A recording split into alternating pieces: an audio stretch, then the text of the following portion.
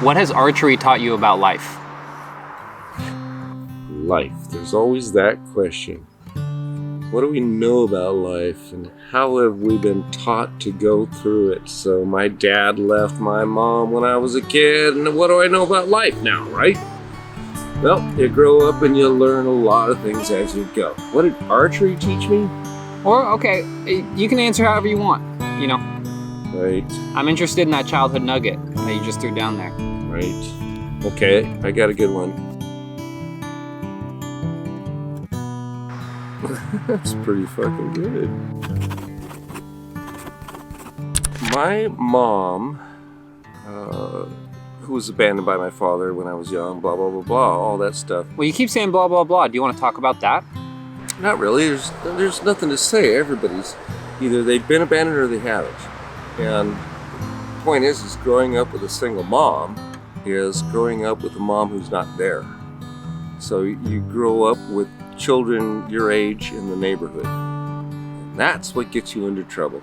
And it reminds me of a story that nobody's privy to except my friend Ricky. And what it was Ricky knew a guy that had captured a coyote. And he had it in a run, like a dog run, in his backyard. So he brought me over to check it out. I'm checking it out. I'm looking at this coyote, and it's pacing back and forth. It's pacing back and forth. And I looked at it, being an empathetic person that I am, like a lot of us are. I put my fingers through the cage while he was walking away. But he saw that. He turned around and he ran right back to my fingers. And I kept my fingers in the cage, knowing that there's two possibilities. He ran up to my fingers and he just started licking. Wow. Lick. He couldn't stop licking my fingers. And then I just went like, and that coyote went off. He couldn't stop howling for about a half an hour. Then I put my cock in the fence.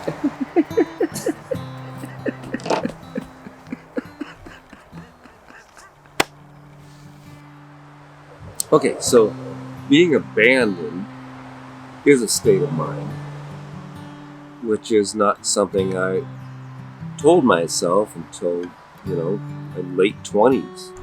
I cried over that for, years and years. So was it something you felt, or was it something, because it's an absence, So how does that manifest in your experience? Well, think about it.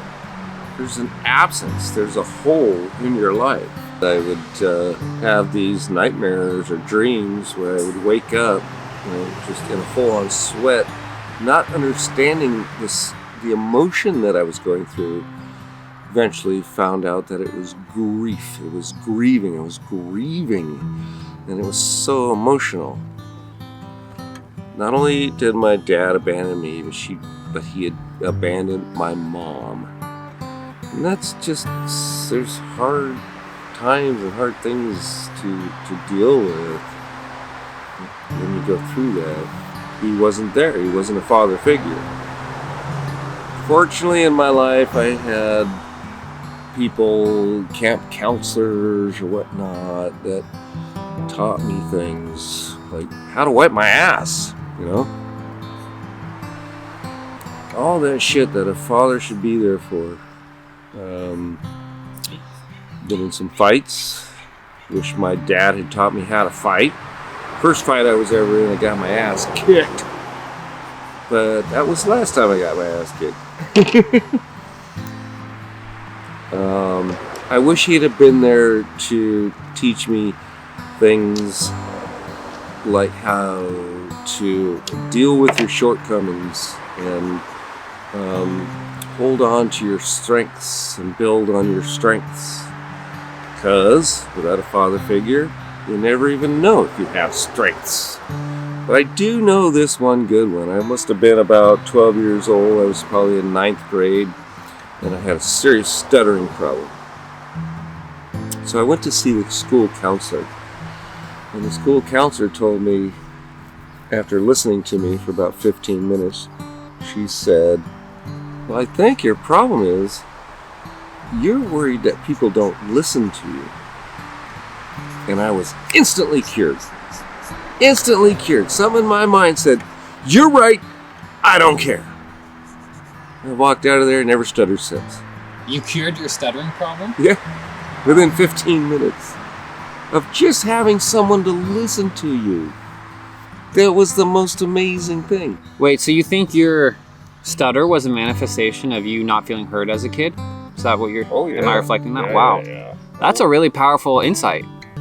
I mean, she said it, I realized, and I still realize that I could share my mind went around, okay, why am I stuttering around my friends? We're sitting around on the school, wall or cafeteria, whatever, and I'm trying to talk, but I keep stuttering, and she says, you're stuttering because you're worried they're not listening to you. And that's when I said, okay, I could give a shit if you're listening to me. I got something to say. Never stuttered again. Have you ever seen him since? Oh yeah. He's like 92, and every other month we have lunch together somewhere in Fallbrook. Did you confront him? What was that like? No, there was never any confrontation. It was usually just, a little bit of interaction. And I guess I did confront him probably about 10, 12 years ago when we, having lunch and on a friendly basis, and I had to tell him. I mean, he knew. I really wonder why you did that. And he said, because I never wanted to be a father. I just wanted to be a friend. Just wanted to be a friend. And to me, that still doesn't make sense. Because you needed a father. What gives you hope? There's times when I'm at the bottom rung. Don't know what I'm going to do. I don't know where income is going to come from.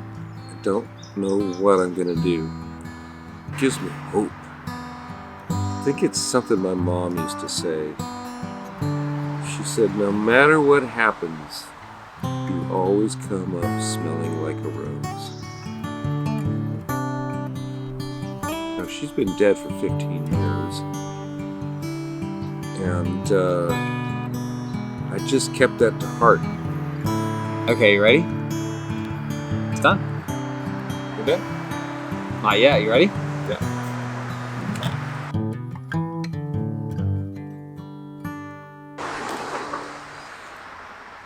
That's pretty fucking good.